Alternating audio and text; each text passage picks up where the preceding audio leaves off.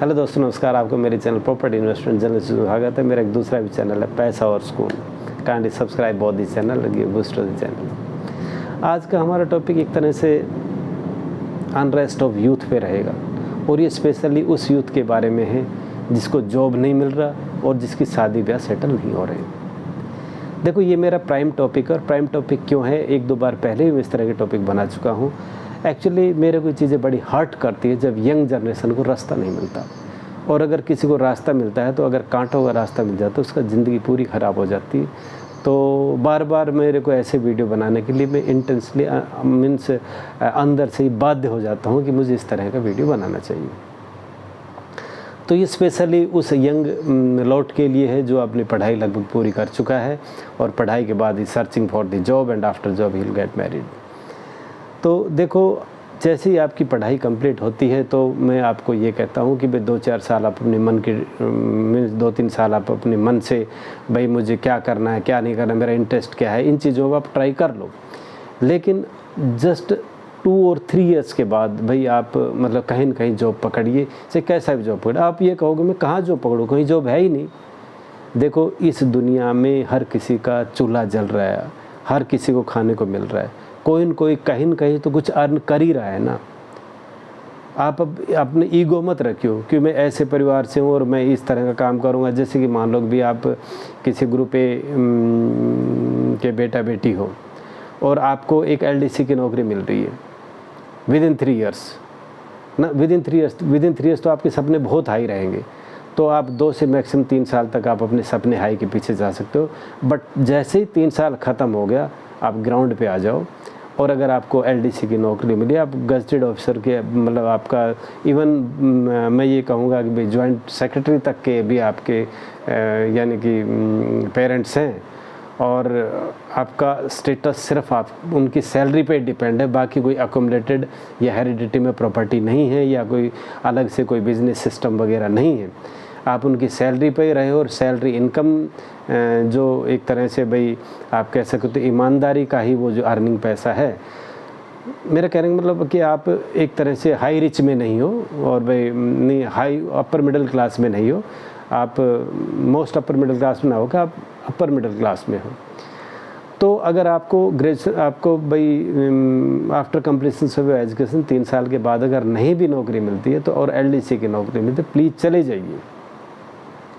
और अगर आपको लगता है कि मैं ज़रूर कुछ क्रिएट कर लूँगा और भाई एलडीसी की नौकरी मुझे ठीक नहीं है, तो मैं ये कहता हूँ अगर आपको छोटा मोटा यानी कि बिज़नेस भी करना पड़े, एक छोटा सा रेस्टोरेंट भी खोलना पड़े, तो भी आप उसको शर्माना नहीं। जो भी बिज़नेस आप स्टार्ट करते हो तो ये मान लीजिए अगर आप उसमें एग्जीक्यूटिव वर्कर नहीं रहेंगे तो बिज़नेस चलेगा भी नहीं।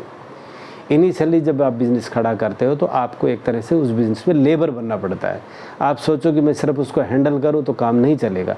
हैंडल तब किया जाता है जब आपका बिज़नेस अच्छी तरह से फ्लोरिश हो गया, और यानी कि आप एक तरह से लेविशली उसमें इनकम कमा रहे, तब उसको आप एक ओनर की तरह हैंडल कर सकते हो।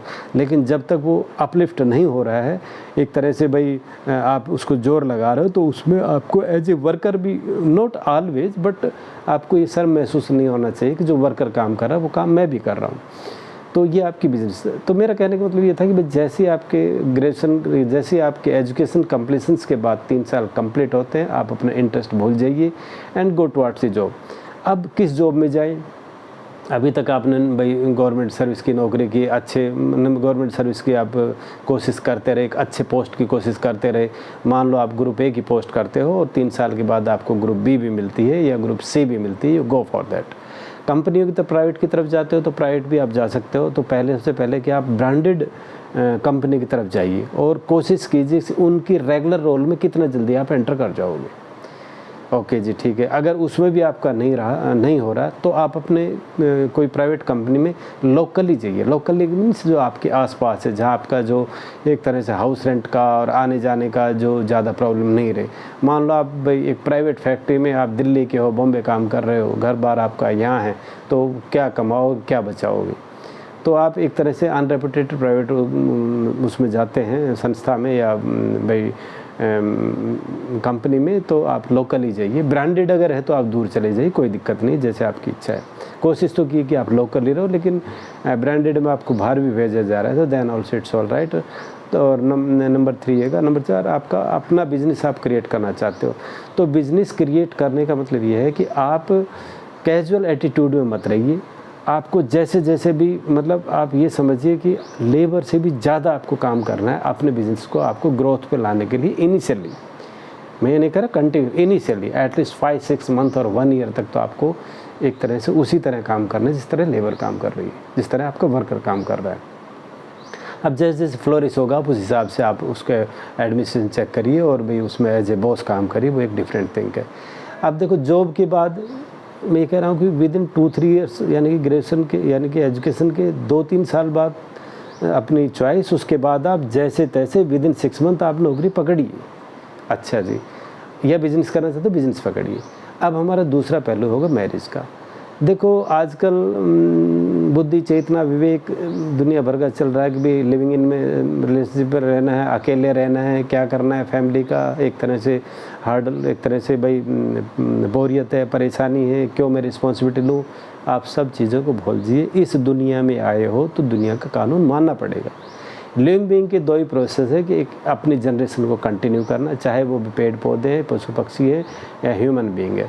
तो ये एक नेचुरल एक तरह से हमारा भाई वो ड्यूटी है कि हम उनको फॉलो करें और एक जनरेशन्स बढ़ाएं। तो आपको उस हिसाब से शादी करनी है। दूसरा आप ये सोच लिए कि एक जो सिस्टमेटिक हमारा समाज बना, हमारी सोसाइटी बनी है, इसमें एक सोसाइटी का बॉन्ड जो है उसने एक डिसिप्लिन मेंटेन कर रखा है सिस्टम में, और वो सोसाइटी जंगल राज क्रिएट नहीं होने देते। तो फैमिली यानी कि मैरिड लाइफ में रहना उसमें एक बहुत ज़्यादा हेल्पफुल है। यानी कि आप ये लगा लो कि मान लो 50% अनमेरिड रहे, 50% मैरिड रहे, तो अब किस तरह का वो हिसाब होगा, आप सिचुएशन को सोच सकते हो। एनीहाउ, और आप जो चूज़ करते हो स्पेशली मैरिज डिसीज़न में, तो ज़्यादा ऊंचे ख्वाब मत पालिए, और आप अपने से यानी कि अपने स्टैंडर्ड से, चाहे वो फाइनेंशियल लगा लो चाहे एजुकेशन लगा लो, अगर वो 2 स्टेप आपसे ऊपर या नीचे भी है तो भी आप उसको मतलब अहमियत दीजिए। जैसे फॉर एग्जांपल मान लो आप ग्रुप बी पोस्ट पे हो, ग्रुप बी इक्विवेलेंट आप प्राइवेट में भी कह सकते हो, बिजनेस में भी कह सकते हो इक्विवेलेंट। अगर उस ओहदे पे हो तो आप यही नहीं कि मैं ग्रुप बी ही मिलेगा, ग्रुप ए ही मिलेगा तो ही मैं शादी करूँगा, you go for group B also. Okay, कई बार क्या होता है कि लोगों को लालच रहता है कि कितना पैसा पीछे अकोमोडेटेड है, ये सब माया है और ऊपर वाले का हिसाब कब कैसा हो जाए।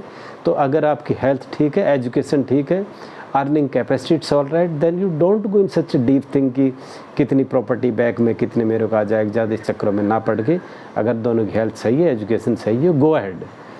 तो ज़्यादा अपने पेरेंट्स पे भी भाई और रिलेटिव्स पे भी ध्यान मत दीजिए कि वो किसी और चक्कर में है, आपको जैसा भी भाई ठीक लगता है यू गो अहेड। दूसरी बात यह है, अगर आपकी वेल नोन कोई लड़की है काफ़ी दिनों से, उस तरह का अगर आपका भाई रिश्ता हो जाता है तो इट इज़ वेरी गुड।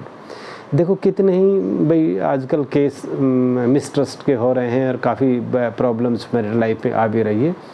तो it is my humble advice कि भाई आपके जाने पहचाने लोग हैं उसमें शादी करें तो ज़्यादा अच्छा है, पहली बात। दूसरी बात यह है कि देखो किसी का माइंड एक तरह का नहीं है, दोनों माइंड अलग अलग रहते हैं, तो थोड़ा ऊपर नीचे बात हो भी जाए तो टॉलरेंस बहुत ज़रूरी है। और सबसे पहले तो मेरा यही क्वेश्चन है, जैसे ही आपको जॉब में स्टेबिलिटी मिले you go for the marriage without wasting the time, without even wasting 1 year, you go for marriage और आप अपना भाई संसार चलाइए, then your life will be stable। और पूरा फोकस फैमिली पे कीजिए कि किस तरह से हमारे मतलब एक फैमिली एनवायरनमेंट हमारा पीसफुल रह सकता है, हमारा जॉब एनवायरनमेंट पीसफुल रह सकता है और बड़ी लाइफ बड़ी अच्छे से गुजरेगी। तो ये मेरा पॉइंट था मेरा भाई यंग जनरेशन से ये है कि काइंडली इस चीज़ पे ध्यान दो और इस चीज़ पे बहुत ज़्यादा ध्यान दो। 2 पहलू आपकी ज़िंदगी के ऐसे हैं जो आपकी लाइफ की स्टेबिलिटी की गारंटी देते हैं। यानी कि अगर आप टाइम पे आपका जॉब होगा, टाइम पे आपकी मैरिज होगी तो बड़ा स्मूथ आपका लाइफ चलेगा। इन चीज़ों में थोड़ा सा फ्लेक्सिबिलिटी आई, अगर ज़्यादा डिले हुआ तो आप एक तरह से जिस तरह दलदल होती है उसमें धंसते चले जाओगे। चाहे नौकरी का इशू लगा लो या शादी का लगा लो, जितना भी आप लेट करोगे तो आप एक दलदल में धंसते जाओगे, उतनी चीज़ें आपके लिए मुश्किल होती जाएगी।